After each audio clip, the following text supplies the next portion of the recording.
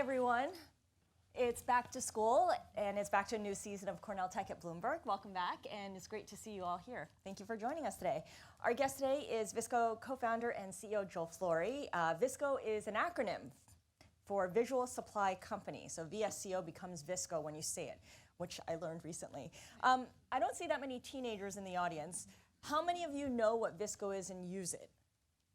Okay, so we have a lot of photography buffs and people who know what they're doing on their phones, and that's great. What I learned is that at its core, this is a sophisticated photo app, but it's become a lot more than that, Joel. It's become a platform for creators, some would say a lifestyle for Garrett's brother, for my son. So we want to get the full story from Joel now. And Joel, let's start with your journey, because what intrigues me is that prior to your founding this company, you were a commercial and wedding photographer. You were a fully formed adult with a career, a successful career. Yeah. Was there a part of you that always wanted to start a digital startup? Yes.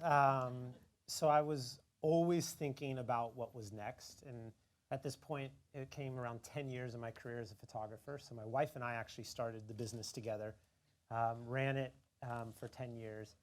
And at the point, had one daughter and a second on the way, and was kind of, oh man, like life's gonna change. I'm gonna be working the nights and weekends and summers, which are predominant busiest season, while my kids are off, and when they're in school is when I'm off. And so there was kind of this desire to look for what was next. But I wanted it really anchored around my passion around creativity, around people, was something that always really drew me to photography in the first place. All right, so you were a photographer during the period when digital really came about and started to replace analog film photography, right? Was that a difficult transition for you? Were you there along for it? Did it take you by surprise?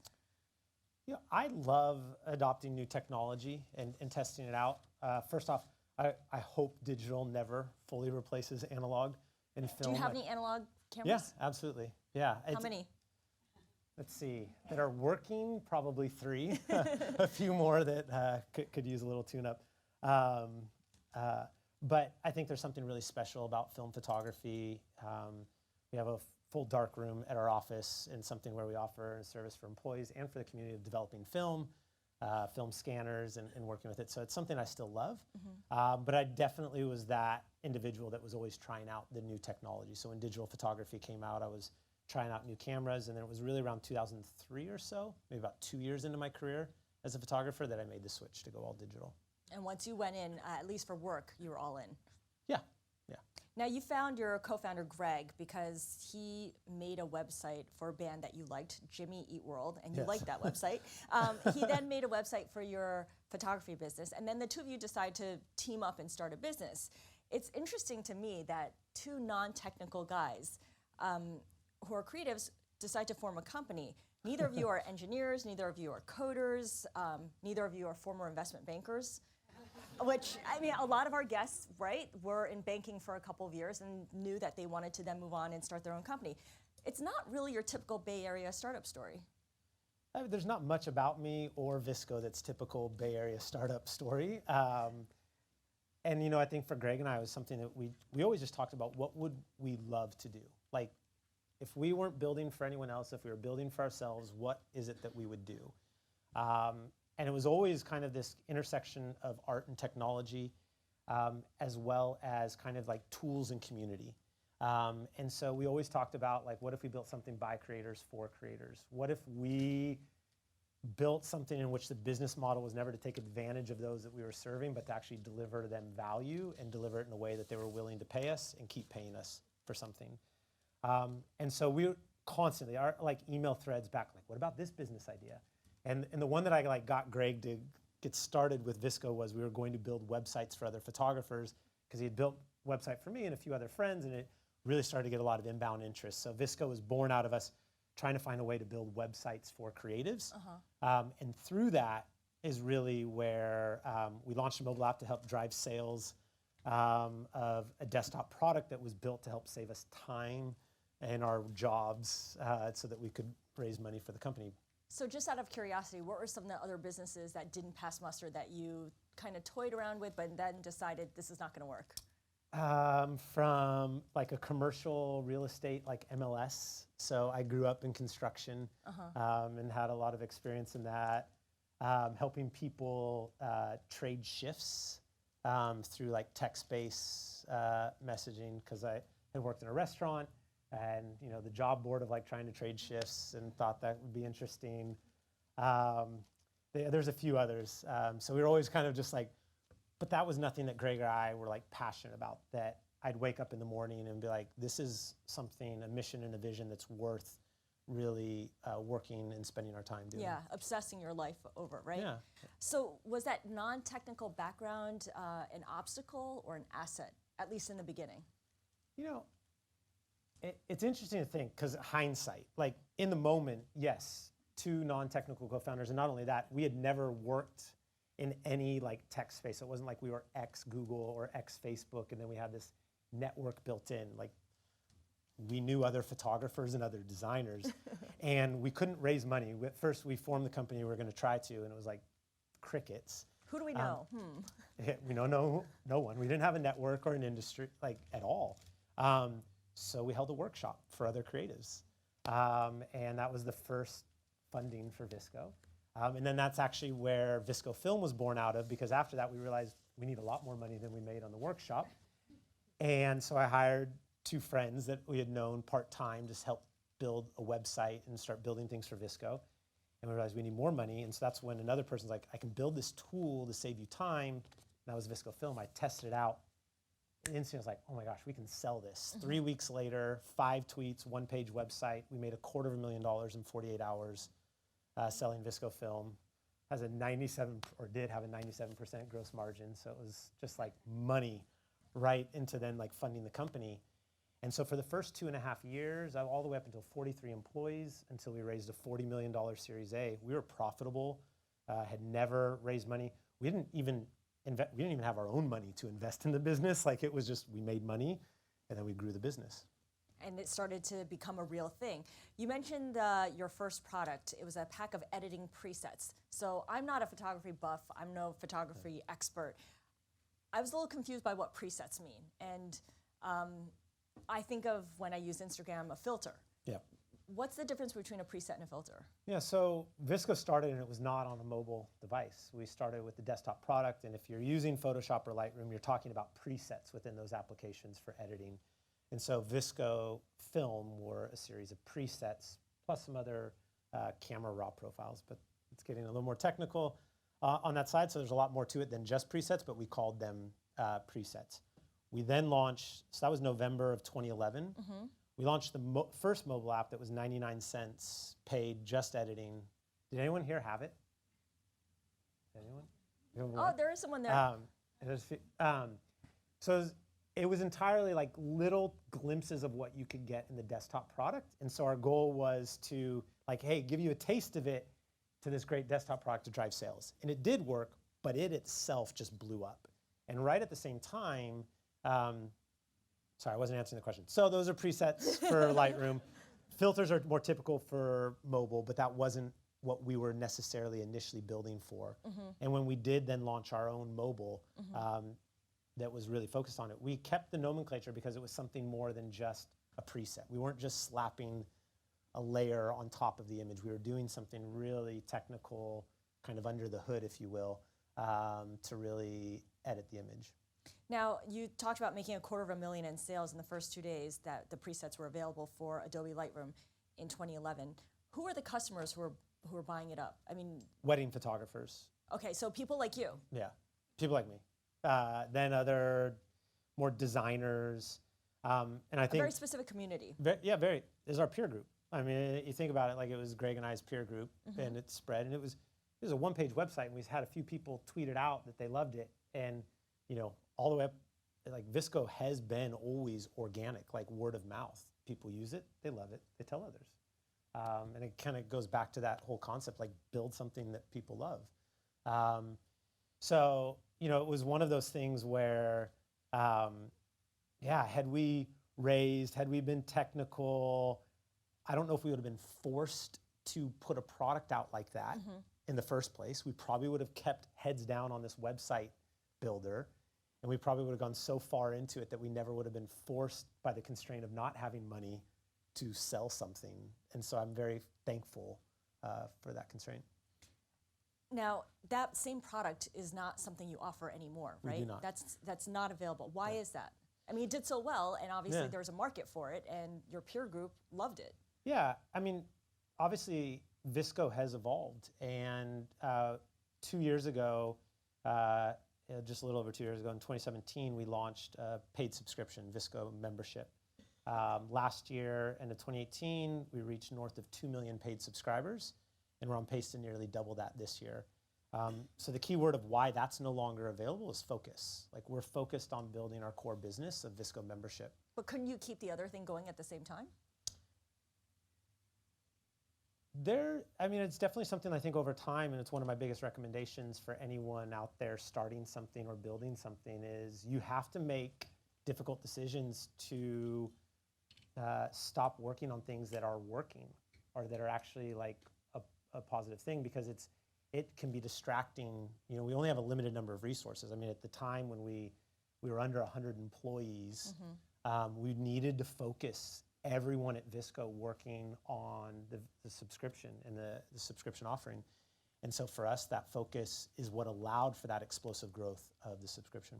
Right, you don't want to spend your time upgrading it and maintaining it if you don't need to. And not building for another platform where we can't control it and deliver an experience. So it was something that we were building a product for within another company's product. And so we're hyper-focused on building the best experience we can and helping everybody fall in love with their own creativity.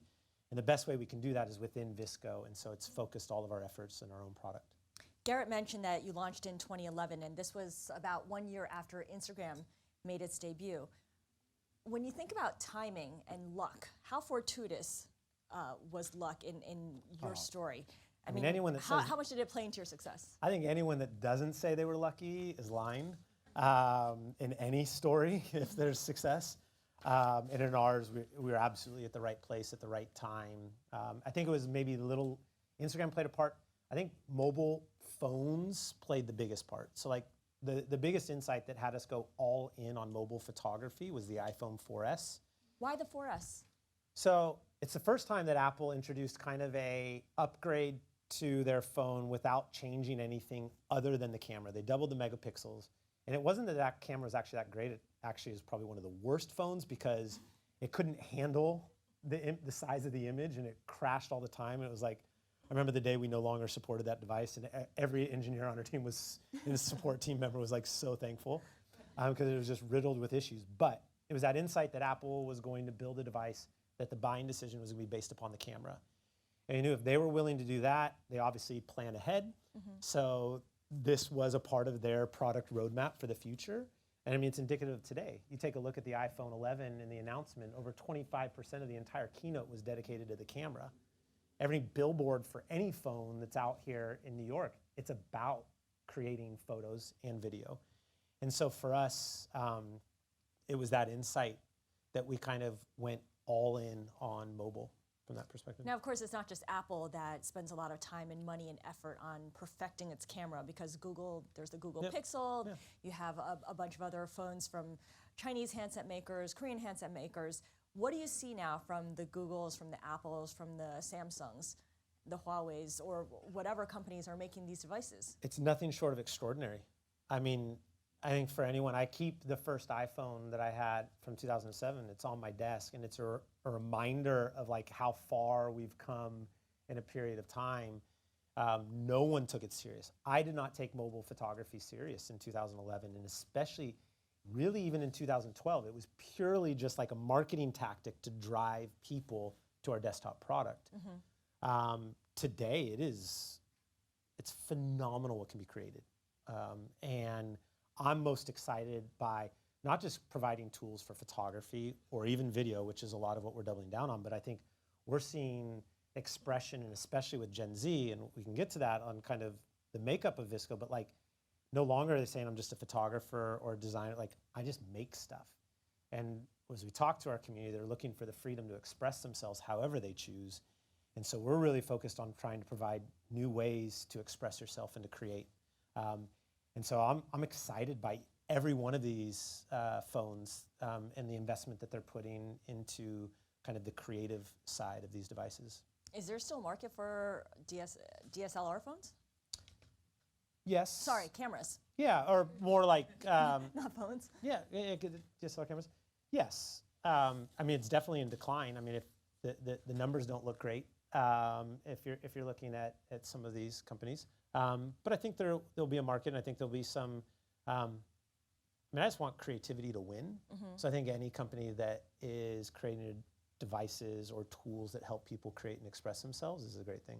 Okay, so what Apple does, what Google does, really impacts the way that you think about how you can plan your business and evolve it.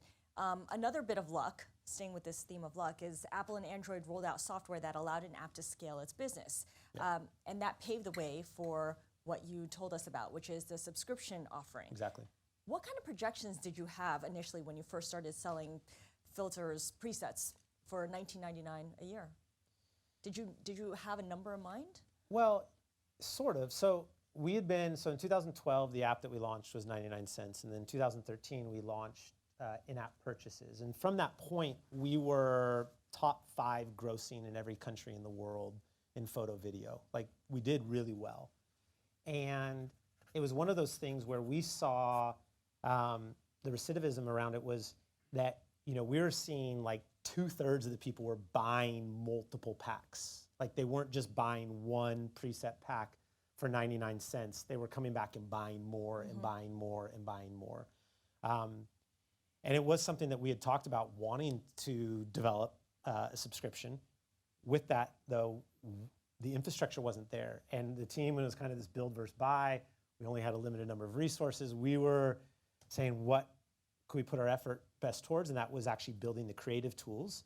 And we just kept going with the one-off purchases. And definitely Apple and Google made a huge investment. We're extremely thankful. And so that's what allowed us in 2017 to launch the subscription service, was a lot of their efforts around subscription. You said that VSCO is one of the top 5 grossing apps in your space. Who do you consider your competitor? Is it Instagram?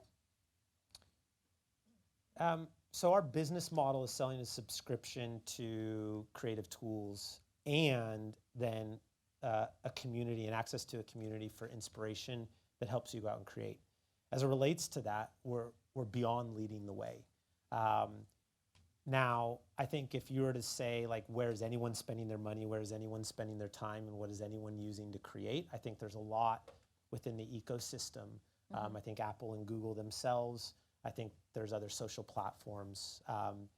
But I think everything needs to be traced back to the business model, and that's where you can talk about where kind of the true competition is. And so for us, with the mobile subscription to creativity and to a community, it's something where we are definitely leading the way.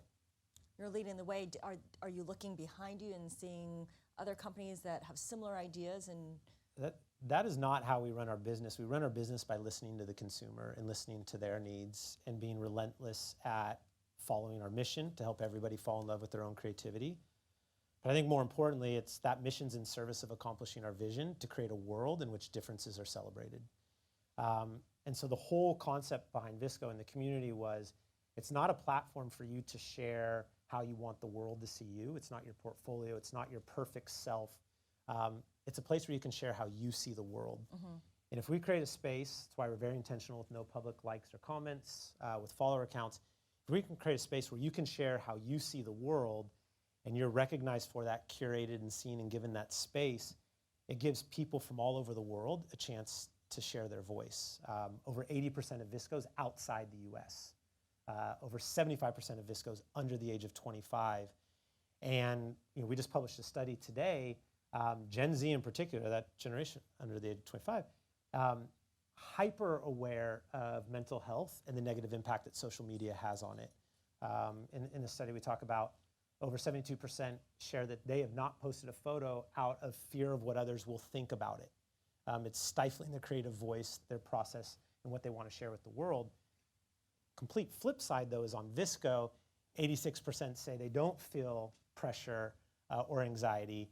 They do feel the freedom to express how they want to share themselves. And so for that, it's something that we find like really, really powerful and really, really exciting. So it's something that we're continuing to like really focus on from that mission and vision perspective, because we believe that is absolutely critical for the future. I hear what you're saying, but in terms of business model, you say it's not based on eyeballs or time spent on screens. That must have been a hard decision to make, though, when the most successful big tech companies were making boatloads of cash doing just that. At the time, how difficult was it to push away that idea? I mean, it wasn't even an option. Like from the beginning, we said we were going to build a business that was direct to the consumer, that we were going to build something of value that someone was willing to pay for, that 4 things needed to happen, that the creator always has to win, the community always has to win, whoever's paying us has to win, and VSCO has to win. And it's the only, like, you cannot produce an idea within VSCO to have it taken serious unless it meets those kind of 4 criteria. And so that's a part of just like our DNA and our core values from a creator first perspective. And look, there's a lot of great businesses in the subscription space. There's a lot of great direct to consumer of getting people to pay for something where it's not your eyeballs or your data that's the business. It's providing you an experience that's worth paying for. And something that's really crazy is that 75% of the overall VSCO user base, it's over north of 20 million weekly active users, is under the age of 25. Over 55% of those subscribers that I mentioned are under the age of 25. So Gen Z makes up our largest portion of our subscriber base. And because they're saying that creativity is a key to their mental well-being, and that they are willing to invest in carving out time and invest in tools from a creative perspective for that investment in themselves. All right, we talked about how you achieved profitability almost instantaneously. It was very quick for you. It was instantaneous. Okay, but you did later choose to raise venture funding in 2014. Correct. What were the signals that you needed to raise funding outside to really advance the company, advance what you wanted to do? Yeah, so our mission is to help everybody fall in love with their own creativity. So we always knew it was big. Scale was always going to be a part of what we did at VSCO. And it was not that we were opposed to raising, it was that we didn't need to. But then there came the point when we had launched the community in 2013. And then initially it was by invite only. And it wasn't that we were trying to be exclusive, it was that we could not afford to let everyone onto the platform and start sharing. So we let people in groups observe their behavior, see how much it cost us, then see what we could do, let the next group in. And it was around October or November of 2013 when it was kind of like, shit, the people that we already let on, like the engagement was just going through the roof. Didn't matter if we let anyone new on, we were gonna have to raise capital to afford our server bills because of what was already happening on the platform, and there was no going back.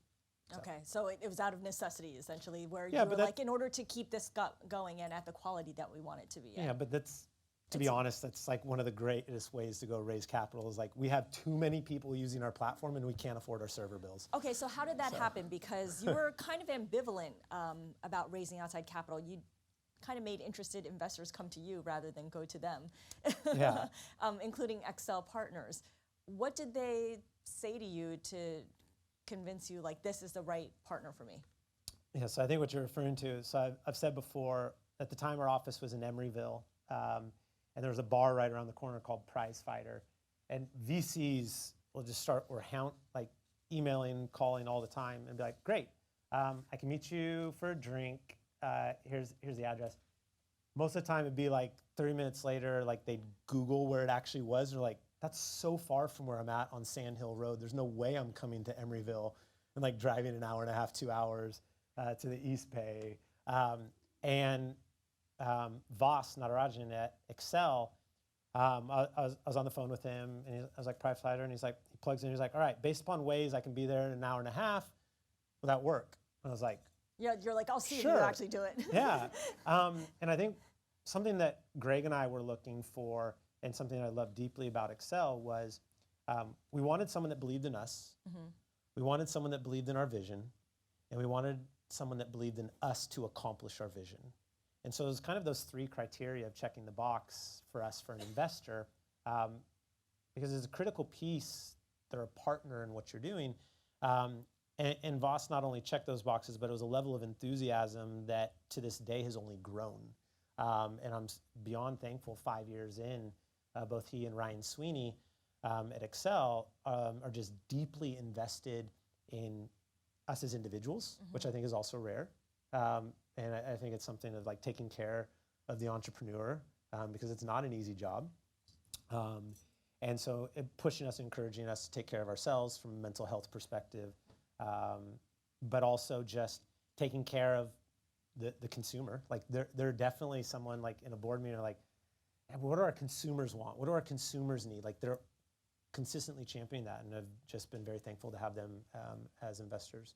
Did they or any other early investors you did talk with or potential investors come in with an agenda in any way? Like they had an idea of how they wanted VSCO to expand and grow, and they wanted to float that by you? I think it's less of others losing the deal, and it's much more so of Excel winning it. It was just their level of enthusiasm and passion for VSCO, for the space, for the community that really won the deal for Excel. Let's talk a little bit about the VSCO community. You talk about it. You're very proud of it. At what point did VSCO become a community? Was there a moment at which you realized, wait, this is more than just a technical tool for my peer group? Yeah, from the very beginning. So we launched VSCO Film, and the first thing that we did with VSCO Film, we didn't sell ads about it. We went to those that were using it and said, can we tell your story about how you're using our product? Can we? And it wasn't, if you even go back and look at the initial videos or journal entries that we made around it, it wasn't an ad for our product. It was us telling the story of the creator. It was putting the creator first. It was talking about their creative process. It was, and VSCO was used in it, but it wasn't the focal point of it. And from the beginning, that's how we built this business. And it's how we'll continue to build this business. And it's continuing to put the creator first. It's one of our 6 core values. So putting the creator first sometimes also means giving them work opportunities too. You have this community. You had a brand partnership business at one point called VSCO Connect to help companies, brands hire photographers, hire some of the talent that you feature on VSCO. Sounds like a great idea. Is it still in practice? Is it still in use?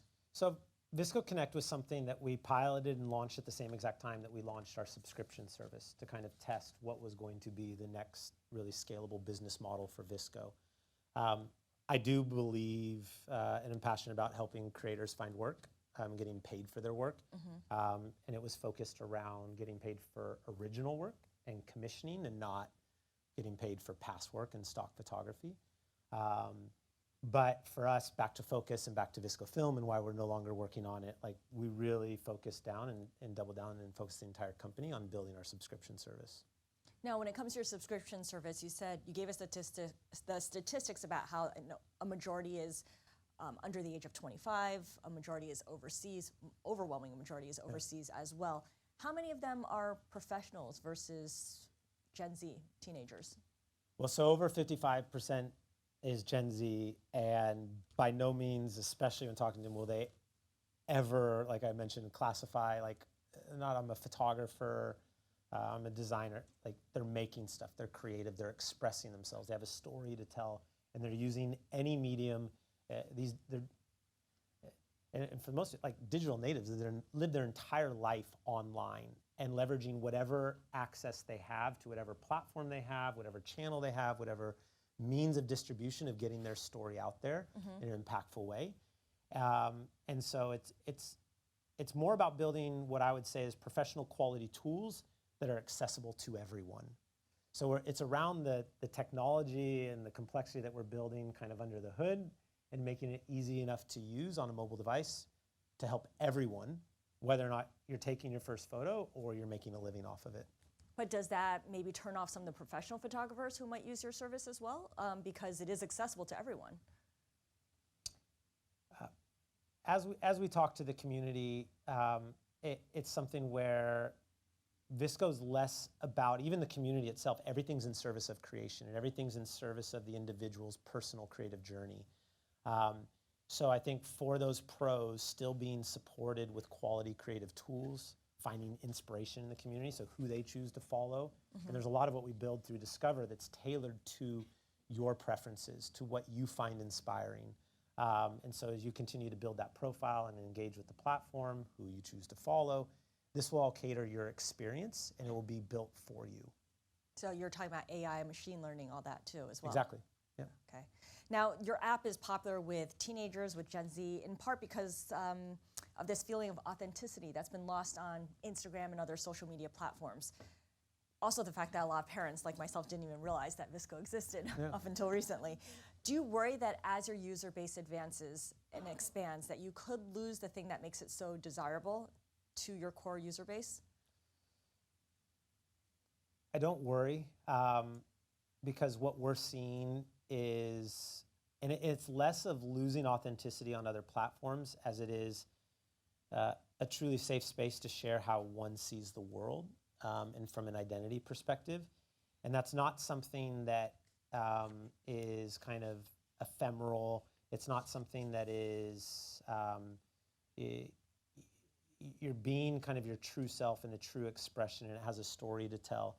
And so it's even, you know, we'll see it with parents, and I'll talk, and it's usually like with an investor, I'll meet someone and they're like, I just have to tell you, was really worried based upon what I was seeing from my child on other social platforms. I was worried about, I didn't really see them in the photos that were being presented online. It was kind of this alternate version of them that I didn't recognize. But when my daughter told me to go check out her VSCO, I was like, that's where she is. That's who she is. That's my daughter that I know. And we hear this time and time again because they're able to be free and share how they see the world and not necessarily have the camera entirely faced on them, but faced outward of what they're seeing around them and what they're experiencing. And so for that, I think it's really powerful. And we're seeing the growth around that. It's not a decline as it becomes more popular and growing more. It's just accelerating at an even greater pace. But young people are notoriously fickle, and their interest in what they like can change awfully quickly. As this generation gets a little bit older, you know, maybe the now 10-year-olds, soon to be 13-year-olds, will turn to something else completely. They have to be over 13 to be using VSCO in the first place. I think another big difference, though, is that this is not a free platform in which they are being the business model, being their eyeballs and their engagement. They're, you know, over 55% of those subscribers under the age of 25 paying for this. And as we talk to Apple and Google, this is one of the first things that they are paying for on their own that's not a part of a family plan for other services. And so this is an investment, kind of goes back to the study that we published today, where they've recognized the power of creativity in their mental well-being, and they are actively pursuing creative endeavors to put a part of their daily habits for their mental health. This Gen Z is 96% of those surveyed talk about they are keenly aware of their mental health and the negative impact that social media has on it, and they're actively looking for ways to improve that, and they're looking for that outlet. And so creativity, over 85% talk about that creativity helps their mental mood and their mental health. And so for it, like VSCO, I think this is really, we're seeing a generation like they're actually equipped to handle the complexity of this in a way like any other generation has ever been able to. And I'm really excited by what I'm seeing of just, they're not afraid to talk about it. They're calling any mental health issues out. There's not this stigma around it. They're taking it head on, and they are, you know, I think more importantly, like they are actively taking measures to improve it. Did you have a sense early on that VSCO would become this safe space where people could be their authentic self and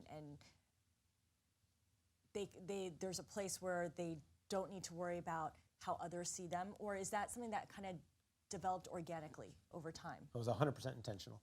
So it was built more out of the mindset, though, for the creative, because as a photographer or designer faced with some of those similar pressures to your portfolio online had to be perfect. It is how you're getting work, and you need to show level of engagement. And so the initial insight was to create a safe space where you could just share kind of the work in progress or the behind the scenes, the less than perfect, maybe try something new.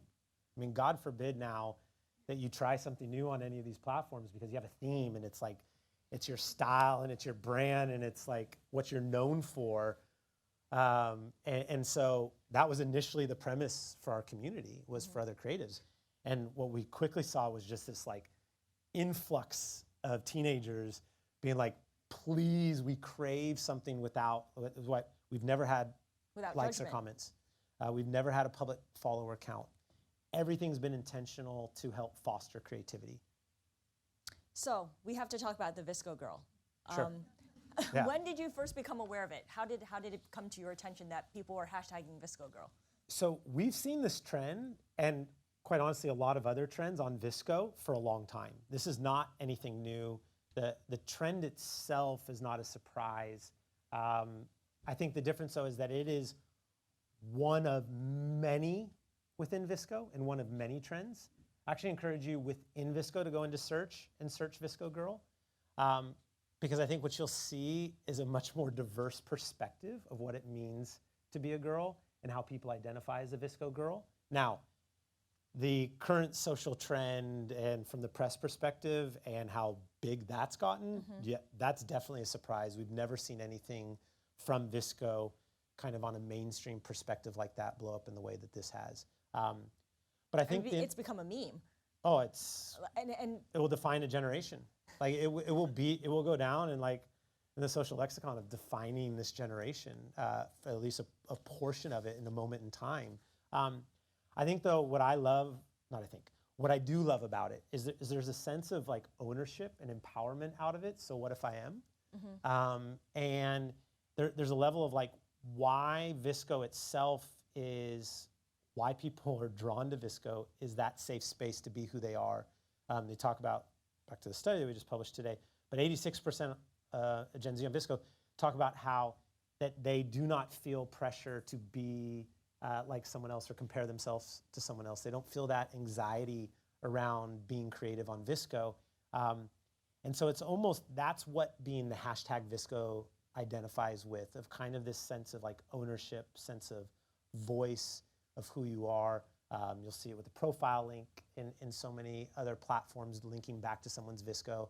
If you want to know who someone really is, you need to see their VSCO because that will tell the true story of like who they are. But in the meantime, people can misappropriate VSCO Girl on other platforms, on Twitter, on Snapchat, on Instagram. Do you brace yourself for an inevitable backlash? Oh, people can misappropriate anything. But it's got your name in it. I think what it allows, though, is for conversations like this, for us as a brand to show up in the conversation and talk about, what it means to be a girl on VSCO, to talk to our community and help highlight and share their stories, to talk like that the gender discussion moves beyond just male and female even. And I think it's something that it needs from a gender fluidity, and there's so much more that needs to happen in this topic of discussion of gender and identity. So it allows for those conversations to start, and it gives us an opportunity as a brand, because we do not believe at VSCO that it's our job to just build something and then step back. We have never been a passive platform. Our first core value at VSCO is all in. And then if we're gonna do anything, we're gonna be all in, and we're gonna lead by example. And so for that, it just gives us a great opportunity to enter into the conversation, to allow our community to enter into the conversation. So how do you think about retail brands and the retail power of VSCO? Because VSCO Girl means there's that Swedish backpack that I can't pronounce. How do you pronounce it? No, I won't even attempt to. Anyone know Fjall something? Fjall Raven? What is it? Sure. Okay, and then Birkenstocks, Pura Vida bracelets, the Hydro Flask. What else was on there? There's the Brandy Melville T-shirts or sweatshirts. I mean, those are a lot of brands there. At some point, someone's going to say and maybe come up with an offer that is irresistible. Like there's an opportunity to do some more tie-ins. I know you're a subscription offer. You've got the subscription business, but how do you think about the retail potential here? I mean, we're here to serve all of VSCO, not just a certain subset of VSCO that happens to like a certain type of product. And for us, Again, it goes back to kind of those four, that the creator wins, the community wins, that whoever's paying us wins, and that VSCO wins. And that's most aligned through our subscription and direct to the consumer. So for us, I think it kind of goes back to it. Those brands are not what that we identify as VSCO. It's VSCO is less identified by any object, and actually really any individual. It's more of a mindset. It's a mindset of someone sharing how they see the world and celebrating creative differences, and really falling in love with your own creative self. And so that's what we stand for. That's what our brand's about. That's what our mission and vision are all tied toward. It's what every single person at VSCO, we're now 150 plus employees and growing, that are every single person's focused on, is around how we can deliver that experience that helps everybody fall in love with their own creativity. Now, before we get to questions from the audience, you say you're a fan of history and you learn from people's mistakes and their successes as well. What's an example of a specific failure that you learned from and that led to a decision that you made? So there's been quite a bit. And it is definitely something I do feel there's success, as I mentioned earlier. There's so many factors that go into it, with luck, timing, and all of that. So failures are something, it's less to relish in like what we've failed at. It's more, what do we do about it, and what do we learn, and how do we take a growth mindset approach?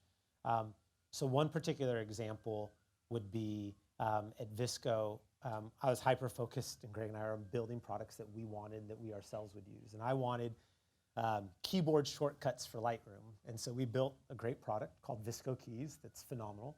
And if you're interested in it, it's free and open sourced now because it's not something that we're building. But I think what we quickly realized is that we were no longer our core user, and that we could not build just off of intuition and what we wanted. We needed to listen to our consumers, and we needed not just to listen to what they said they wanted, but more so really these consumer insights of truths of what they're looking for in life and how we can make an impact on that. And so a lot of that has been driven now, really helping people express themselves however they choose, building a community to propel people and not judge them, giving trusted guidance. It's something that our community talks about a lot. Like, I would love guidance on how to proceed or get unstuck in this creative process. And so these are things that we're hyper-focused on. What's the number one thing you're most surprised by when you see on VSCO? What's an image that will stick with you forever that you've seen? So there's a gentleman by the name of Phil. I think his VSCO handles philography. And we had launched a feature on iOS around creating journals. And in the office, we were getting ready with like champagne to celebrate and streamers, because we're excited, this big product launch. And so everyone's waiting for it. And everyone's like, what's the first journal that's gonna get posted? And I saw it pops up, and we were all waiting, and it was silent in our office. And Phil had heard that we were launching this feature, and he used our platform to tell a story of his mom's battle with cancer. And it was the first time that he was sharing this, because he didn't feel safe to share it on any other platform, because he didn't want the comments to be there. And it wasn't actually really for anyone else, but it was for himself and telling his story. And instead of champagne being passed around, it was boxes of Kleenex. And Phil came and spoke to our team earlier this year. And for me, it was just that reminder of just the impact of the tools that we're building, that they can have, that there's stories that people are not telling because they do not feel safe to tell on other platforms. And to honestly, to get back to work, to continue to find new ways for people to express themselves so that they can share these stories, whether it be, sorrow and loss, or joy and success, just really helping people share with the world who they are. A tool to get you there. Tool to get you there. All right, let's open things up to the audience. We have a couple of microphones that we can pass around. If you have a question for our guest, please raise your hand. The gentleman in the first row for Joel Flory. Thank you for coming here first. A number of us are MBAs at Cornell Tech, As a technical CEO and founder, what are some of the skills you wish you acquired? Because there's so much out there, from finance to engineering to machine learning. Like, what are some of the things you wish you had gained before doing this? It's interesting because I think you will never gain enough skills. There's too much information and knowledge that needs to be learned in order to be successful in life and in business. It's about the people you surround yourself with. It's about the mindset that you go into it. And so the mindset side of things is probably the biggest one. So 2 great books, one called Mindset and the other called Outward Mindset. You have time to read? So I read about a book a week. I'm a big fan of Audible and able to listen at about 1.75x. And then for something that like really hits me, I then go back and read the physical copy. But it's one of those things of, and I think the other big part for me is I'd encourage you to surround yourself not with people that are culture fits to what you think and what you want, but culture adds that challenge you to think in a new way, that push you out of your comfort zone. Because that is what VSCO's success has been directly tested to, is building a team of diverse perspectives that challenge me to think beyond what my experiences are. So the majority of our biggest failures were me doing what I thought was right. And me not going into it with an open mindset to listen to others, to what they think would be right, to listen to our consumers, to challenge the truth. I have a lot of strong opinions, and I've learned to hold them loosely and surround myself with really intelligent, thoughtful people with just such a diverse set of perspectives. So. Next question. Right in the front. Thank you. So my question is, what advice would you have for a young entrepreneur looking to break into the world of media and technology, but who doesn't have a network necessarily behind them? I would gain that experience and network in a variety of different ways. So attending talks like this are great. I think connecting with people that are here in this room is another great opportunity. There's a gentleman by the name of Brian Watson who worked for us for a while. He's now at Apple. He was here in New York, so it was the first time I came to New York for VSCO. And he saw that I was here based upon some photos that I was posting. And he sent a tweet like, I would love to share my vision for the VSCO community. And we grabbed coffee at Saturdays in Soho and sat in the back there and shared his vision, which was just extremely beautiful for VSCO's community. So put yourself out there. You never know. Like, reach out to people and have an opinion to try and engage with them. And I think ultimately, though, if it's an idea that you're going to lead, have it be something that you're uniquely qualified to do. And so I think back to those other ideas that I had, they were not ideas that I felt like my life had led me up to building. VSCO was the first idea that I had that was like, I felt like my life had led up to. And so for you, it needs to be something, and truthfully, it needs to be a mission and a vision that you care so deeply about, because it will not be easy. This is, for anyone wanting to start a business, there's nothing glamorous no matter what anyone wants to tell you about it. I just feel very fortunate to be able to work towards a mission and a vision that I care so deeply about and to make an impact. So find something like that you are willing to devote your life to. That's central to your identity, that you can put your all into. Exactly, yeah. Right here, second row.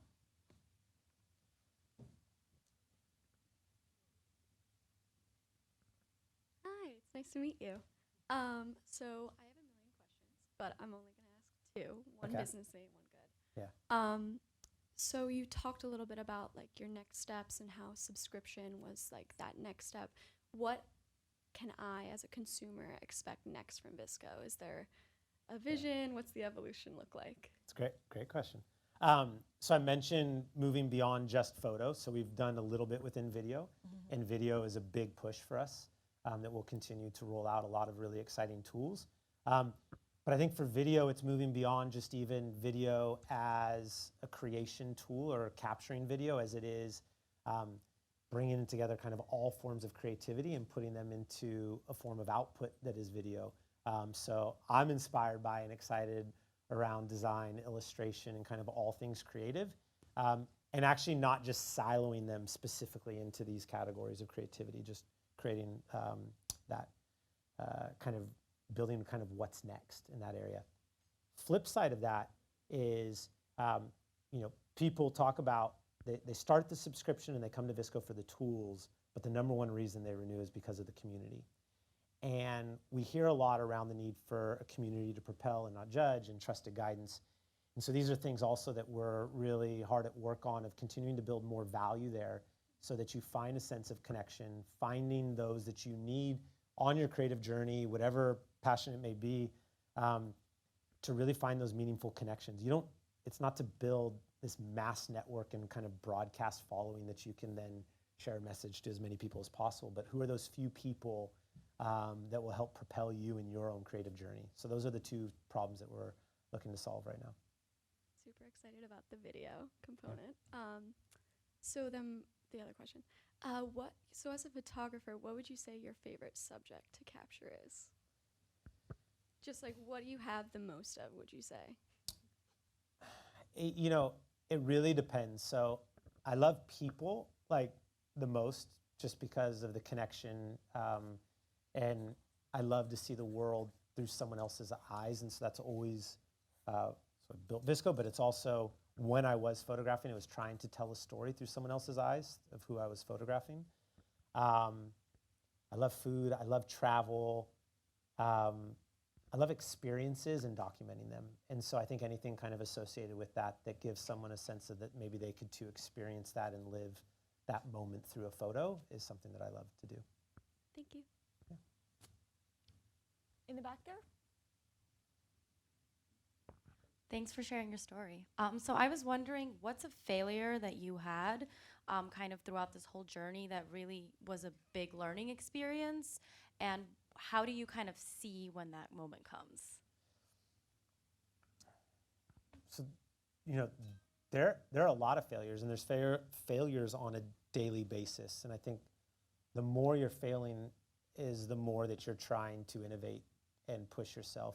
Probably one of the most pivotal failures, and it was an unrecognized failure that I wanted on our team to help work on some other people, so I wanted to get some coaches for some other people on our team.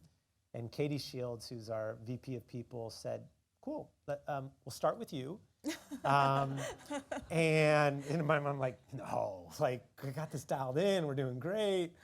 And so I think the biggest failure for me was not actually recognizing or even actively looking for those areas where I wasn't meeting the needs of others on our team. And so it was one of the most difficult moments in my career, was receiving this 360 feedback that I literally curled up in a ball on. What was the harshest thing? It wasn't that it was harsh. I think it was, I care so deeply about creating an environment and an opportunity for people to do their best work. And so I think to hear that while I had all the right intentions, that I was failing people in that, and in a variety of different ways, either not communicating to them or giving them feedback that they were looking for their career growth, to making it almost feel like it required being close to me in order to have a career progression at VSCO, or that it required someone to think like me and be a self-starter to have that progression, that I wasn't as open to diverse perspectives and styles. And I think it was that eye-opening, and I remember I was literally curled up in a ball on my family room floor, and my wife, who is definitely the secret weapon to why I'm even still here and VSCO is successful, is she's like, look at it this way. You're lucky enough to have people that care enough to give you this feedback. She's like, many of us in life go through people never caring enough to even tell us these things. You had an entire group of people that were willing to share it because they know that if they gave you this feedback, you would do something with it. And it was from that moment has been this relentless pursuit to growth, personal growth. So either whether it be books towards personal growth, to seeking people out to give me critical feedback of, I had no idea that I was making you feel that way, or providing an unsafe environment for you to be who you are. So like one of our core values is be you. And it was always about bringing your whole self to VSCO, but something really critical to that is you have to provide the space for others to do the same. And so it was like really bringing that full circle. So it was kind of this just dump of failures. And then Katie, what I also love is she helps me really think through it in a tactical standpoint. It was like, let's pick the one thing you're gonna work on. And it's almost like every week has been, what's the one thing I'm gonna work on this week? What am I gonna what am I gonna read a book on? Who am I gonna seek out from a diverse perspective that's really great at this one area that I'm not? And so I'm constantly trying to surround myself with other people that are better than I am. And it's actually quite easy. And that's actually my joy. So is to build the team and hire people like that, to grow them, to give them the opportunity to do that. And so those are my two focuses within VSCO. So, yeah. Gentleman over here. I have a thought experiment for you. I love your consumer-centric approach, and you're in a privileged position to have grown VSCO with the business model that you put in place from a very early stage. But let's say you were in charge of Facebook, and you're stewarding like a platform with 2 billion people on it, and you wake up and you realize that like your business model is maybe like not great for everybody, and you're in the crosshairs of government and politics and everything. So how would you, if you were in charge of Facebook, try and steer the ship? It's not, I mean, would you just turn it into a subscription model? Or what do you think, how would you approach that? Good question. As much as I would even love to try and even begin to put myself in those shoes, it's impossible. And I think, Okay, one thing that you could do. that,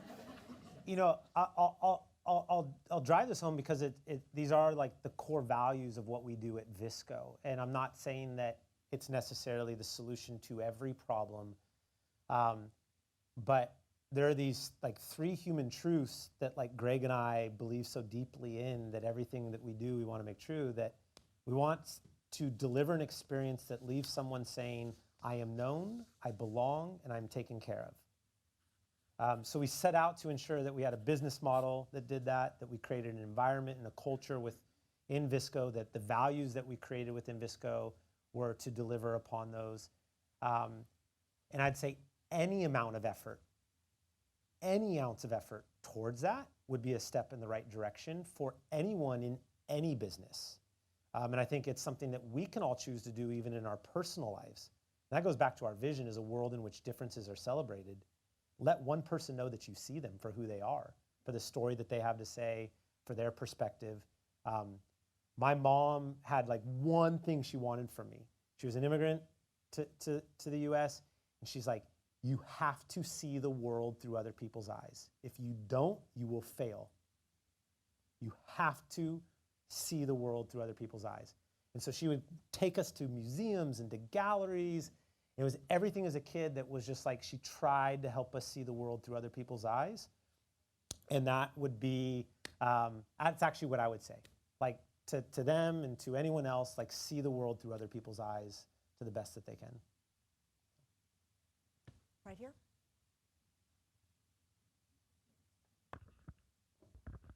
Hi, Joe. Thank you for sharing the stories tonight. My name's Ming, and I'm an engineer at Bloomberg.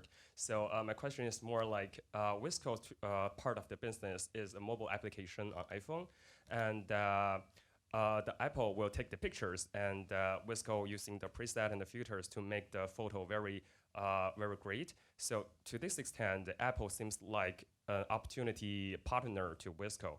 But as the Apple, they're developing on the iOS, for example, the next week they're going to ship the iOS 13, and they're building more and more photo editing features in their photo applications, and they can now also editing their videos.